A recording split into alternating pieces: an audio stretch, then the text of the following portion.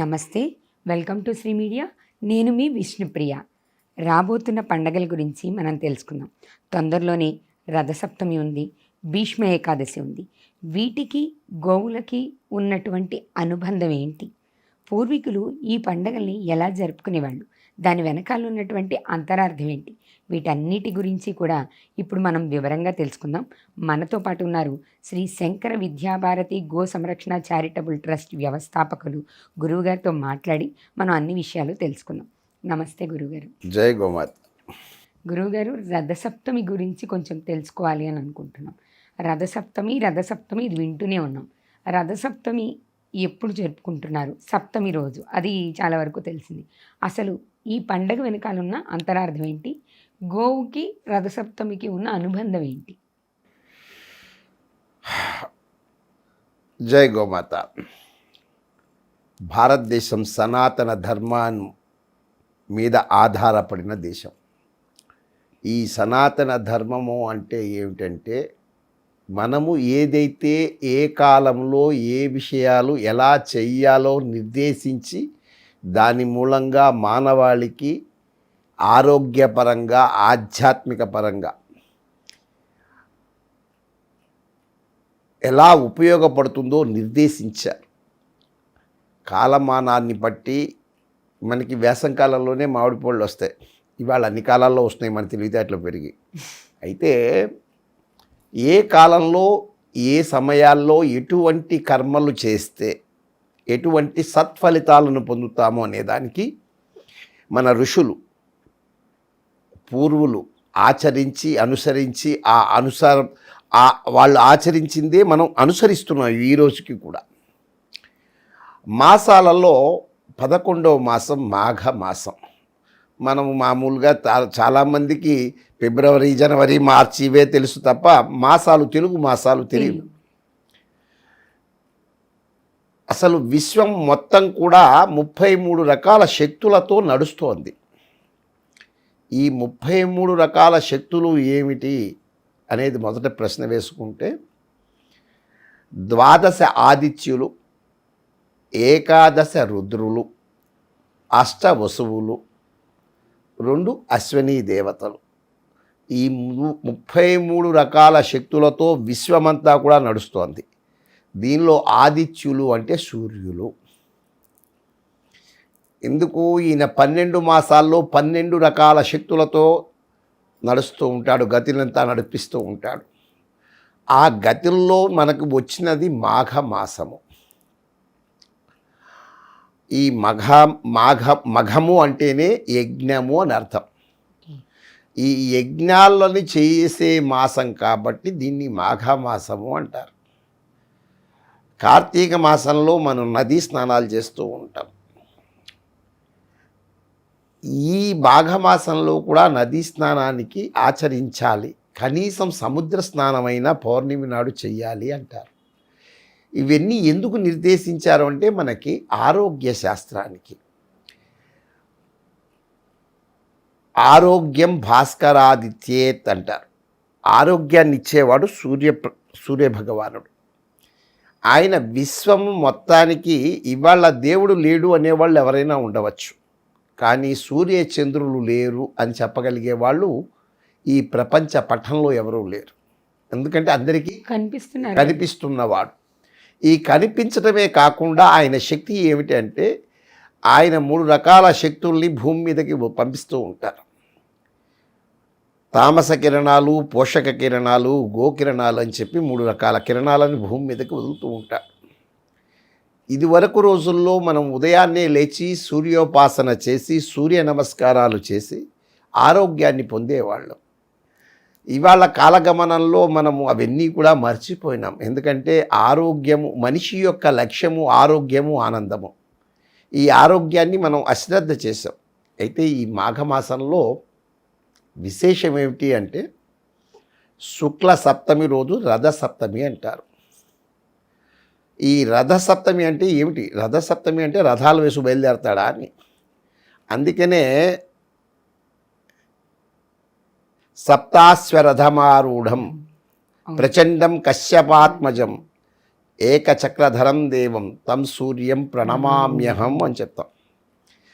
అంటే మనకి వారానికి 7 రోజులు ఉన్నాయి. ఆయన సప్తాశ్వము అంటే ఏమిటి, 7 గుర్రాలు అంటే 7 రోజులు అంటే నిరంతర శ్రమజీవి. ఆయన నిరంతరము విశ్వ పోషణ చేస్తున్న వ్యక్తి ఎవరైనా ఉంటే సూర్యభగవానుడు. ఆయన ఒక్కొక్క రాశిలో ఒక్కొక్క రకమైన శక్తిని పుచ్చుకుని బయలుదేరుతూ ఉంటాడు. ఈ శక్తి మనకేమవుతుందంటే, ఇప్పుడు శివరాత్రి దాటిన తర్వాత ఎండలు ముదురుతూ ఉంటాయి, భయం వేస్తూ ఉంటుంది. అబ్బా ఎండలుగా ఉన్నాయండి, బయటికి వెళ్ళలేకపోతున్నాం, బాగా ఇదే చెమట వేస్తోందండి, స్నానాలు చేయాలనిపిస్తుంది, ఇలాంటి బాధలన్నీ ఉన్నాయి. అయితే ఆరోగ్య శాస్త్రానికి ఏం చేశారంటే, ఈయన అర్క ఆదిత్యుడు అంటారు. ఈ అర్కాదిత్యుడు కాబట్టి ఆ మాసంలో మనం ఏం చేస్తామంటే, ఈ శుక్ల సప్తమి రోజున 7 జిల్లేడు ఆకుల్ని, రేగు పళ్ళని, ఇవి మన శరీరం మీద, భుజాల మీద, తల మీద, వీటి మీద పెట్టి మనం స్నానం చేయాలి, అభ్యంగన స్నానం చేయాలి. ఎందుకు ఈ విధంగా చెయ్యాలి అంటే, ఇప్పటిదాకా చలిలో మగ్గి ఉండి ఎండల్లోకి బయలుదేరుతున్నప్పుడు ట్రాన్స్మిషన్ అంటే, మనము ఒక చలిలోంచి ఒక ఎండల్లోకి వచ్చేటప్పుడు మన శరీరము దాన్ని తట్టుకునే శక్తి కావాలి. ఆ శక్తి కావటం కోసం అని చెప్పి చేసిన ప్రక్రియ ఏదైతే ఉన్నదో అది ఆరోగ్య శాస్త్రాన్ని అనుభవించే. ఎందుకంటే ఇలా గనక మనం జిల్లేడు ఆకులు పెట్టి స్నానం చేసినట్టయితే మన శరీరం శక్తివంతమయ్యి ఆ సూర్యకిరణాల తాపాన్ని తట్టుకోగలుగుతుంది అనే విశేషాన్ని మనకు తెలియజేయటం కోసం సనాతన ధర్మం మనకి నిర్దేశించింది, ఈ విధంగా చెయ్యండి అని. మీరు ఒక ప్రశ్న వేశారు, గోవుకి దీనికి అసలు సంబంధం ఉందా రథసప్తమికి అని. అసలు అమృతత్వము కోసం అంటే అమృతము కోసం అసురులు ఇద్దరూ కూడా ఏం చేశారు, సాగర మథనం చేశారు. ఈ సాగర మథనంలో విష్ణుమూర్తి జగన్మోహిని అవతారం ఎత్తి అమృతాన్ని పంచటం కోసం అని చెప్పి ఆయన జగన్మోహిని అవతారం ఎత్తారు. దానిలో వచ్చిన విషాన్ని గరళకంఠుడు ఈశ్వరుడు స్వీకరిస్తే, ఆ సమయంలో ఏదైతే ఈ దీనిలోంచి కామధేనువు, కల్పవృక్షము, తర్వాత ఐరావతము ఏవైతే దీని నుంచి ఉద్భవించినాయో, లక్ష్మి, ఇవన్నీ ఉద్భవించాయి దాని నుంచి, చివరిలో వచ్చింది అమృతం. ఈ అమృతాన్ని స్వీకరించేటప్పుడు అక్కడ ప్రత్యక్ష సాక్షిగా ఉన్నవాడు సూర్యభగవానుడు. ఎందుకంటే 365 రోజులు ఉంటాడు ఆయన. ఆదిత్యులు ఎప్పుడూ ఉండేవారు. అంటే నాశనము లేనివాడు ఏదైనా ఉన్నదంటే సూర్యుడే. అందుకు సూర్యుడు ఏం చేశాడంటే, సూర్యుడు ఇంత కామధేనువు భూమి మీదకు వచ్చి ఇన్ని రకాల ఉపయోగాన్ని చేస్తుంది మానవాళికి. అయితే అంటే ఏంటంటే, నాకు కూడా ఈ పుణ్యఫలం దక్కాలి అని సూర్యభగవానుడు అడిగాడు విధాతని. అంటే ఆయన అడిగితే ఈయనే అడిగాడు, నేను ఎందుకు అడగకూడదు అని చెప్పి మథనం చేసేటప్పుడు ఏదైతే అగ్ని నుంచి ఇవన్నీ పుట్టాయో అగ్నిదేవుడు ఏమన్నాడు, మరి ఆయనకే వాటా ఇస్తే నాకు మటుకు వాటా రావద్దా, నాకు కూడా వాటా కావాలన్నారు. అప్పుడు విధాత ఏం చేశారంటే, మనం ధనుర్మాసాలలో మన ఇళ్ల ముందు గొబ్బెమ్మలు పెడతాం, ఆవు పెడతాం, ఇవన్నీ గోడ కొట్టి ఉంచుతాం. ఈ రథసప్తమి వచ్చే లోపల అవన్నీ తీసి దేశీయ గోవు పాలతో మనం ఇత్తడి గిన్నెలో పాలు పోసి ఈ పిడకలన్నీ అగ్నిని దానిలో పెట్టి అగ్నితో జ్వలింపచేసి ఆవు పాలు వేసి కొత్తగా వచ్చిన ధాన్యాన్ని దానిలో వేసి కొత్త బెల్లాన్ని వేసి మనం పాయసాన్ని వండుతాం. ఈ పాయసాన్ని వండుతూ మనము చిక్కుడు యొక్క వీటితో, ఆ చిక్కుడు కాయలతో రథాన్ని చేసి ముగ్గులు వేసి ఈ యొక్క చిక్కుడు ఆకుల్లో ప్రసాదాన్ని సూర్యభగవానుడికిను అగ్నికి ఇస్తాం. అంటే ఏంటంటే అంతరార్థం ఏమిటంటే, ఈ రథసప్తమిలో మనకు కావలసింది గోక్షీరం, కొత్త బియ్యం, బెల్లం. దీన్ని ప్రసాదంగా మనం స్వీకరించటం మూలాన మన ఆరోగ్యానికి రాబోయే ఏవైనా గనుక వ్యాధులు కానీ శక్తిని వచ్చే సూర్యశక్తిని తట్టుకునే శక్తి మనకి ప్రసాదించటం. ఓకే. సూర్యశక్తిని మనం ఆయన శక్తి ఆ ఎండల్లో ఎక్కువగా ఉంటే ఆ వడగాలులు తగిలేయండి, ఆయన పనిపోయినాడండి అంటూ ఉంటాం. ఈ శక్తిహీనత కాకుండా శరీరంలో దాన్ని ధాతువుల్ని పుష్టింపజేసి ఆ యొక్క శక్తిని తట్టుకునే శక్తిగా ఈయన్ని తయారు చేయటం. నిలబడే శక్తి. అంటే మనము పండగలు ఏదో కాలక్షేపానికి చేసుకోవటంలా సనాతన ధర్మం ప్రతి దానిలోనూ ఆరోగ్య శాస్త్రాన్ని, ఆధ్యాత్మికతను ఈ రెండింటినీ కూడా మేళవింపచేసి, ఈ మేళవింపచేసింది సర్వే జనా సుఖినో భవంతు సమస్త సన్మంగళాన్ని సంతు అంటూ ఉంటాం. అందరూ బాగుండాలి, అందరిలో మనం ఉండాలి. అలాంటి ఉద్దేశంతోనే ఇది హిందూ అంటే మన హైందవ సాంప్రదాయాలన్నీ కూడా మతానికి సంబంధించినది కాదు, అభిమతానికి సంబంధించినవి.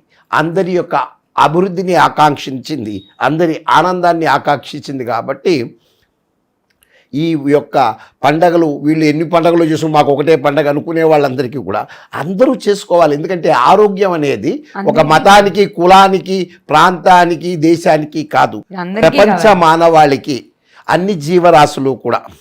అంటే ఏంటంటే వాళ్ళ ఆవు మనకి ఇదైపోయి ఇవాళ గంగడోలు మోపురు ఉన్న ఆవులు కనపడతల్లా. మనం జెర్సీ పాలతోనే ఈ విధంగా ప్రసాదాలు చేసుకుని మనం గనక చేస్తే దాని మూలాన ఫలితం రాదు, పాపం వస్తుంది. ఎందుకంటే అది పందికి, గాడిదికి సంకరం చేసిన సంకర జాతి కాబట్టి.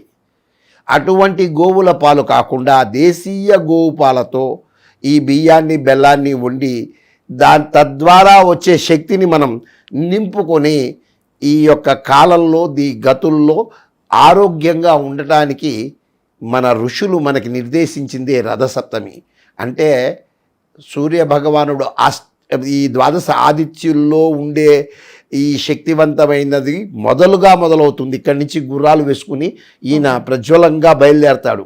మనకి కార్తీక మాసాల్లో సాయంకాలం పెందలాడే సూర్యుడు వెళ్ళిపోతూ ఉంటాడు. కానీ ఇప్పుడు ఈ వేసంకాలంలో టైం చాలా అయిపోతున్నట్టు అనిపిస్తుంది. ఏడైనా కానీ సూర్యుడు కనబడుతూనే ఉంటాడు. కాబట్టి అటువంటి శక్తిని, ఎందుకంటే ఇదంతా కూడా నేచర్కి కావలసిన, అంటే భూమండలంలో మనకి నీరు 80%, 20% మాత్రమే భూమి ఉంది. ఈ నీరుని ఉపరితలంలో ఉండేవన్నీ కూడా ఆయన సముద్ర వాటర్నంతా కూడా పైకి ఆవిరిగా తీసుకెళ్ళి పునర్వైభవంగా తిరిగి మళ్ళా వర్షాకాలంలో జీవులకి ఆ ఉప్పు వాటర్ తీసుకెళ్ళి మంచినీరు చేసి మేఘమండలం తయారు చేసి మానవాళి చేస్తున్న ఇటువంటి ప్రాసెస్లో విశ్వం ఏదైతే ప్రాసెస్ చేస్తుందో ఇలాంటి వాటిల్లో మనం ఇలాంటి పండుగలన్నీ జరుపుకుంటున్నాం. మనం హిందూ ధర్మాన్ని కాపాడాలి, గోవుని కాపాడుకోవాలి. గోవు ఉంటేనే ఇవాళ రథసప్తమికి మనం ఈ కార్యక్రమాన్ని చేయగలుగుతాం. కాబట్టి గోవు యొక్క ఇన్వాల్వ్మెంట్ ప్రతి పండగల్లోనూ, ప్రతి శాస్త్రాల్లోనూ, ఈవెన్ 18 పురాణాల్లోనూ అంతర్లీనంగా వ్యాసుడు అన్ని చోట్ల కూడా గోవు యొక్క ప్రాముఖ్యతను తెలిపారు. కాబట్టి ఈ రథసప్తమికి గోవుకి అటువంటి సంబంధం ఉందని తెలియజేసుకుంటూ సెలవు తీసుకుంటున్నాం. జై గోమాత. ధన్యవాదాలు గురుగారు.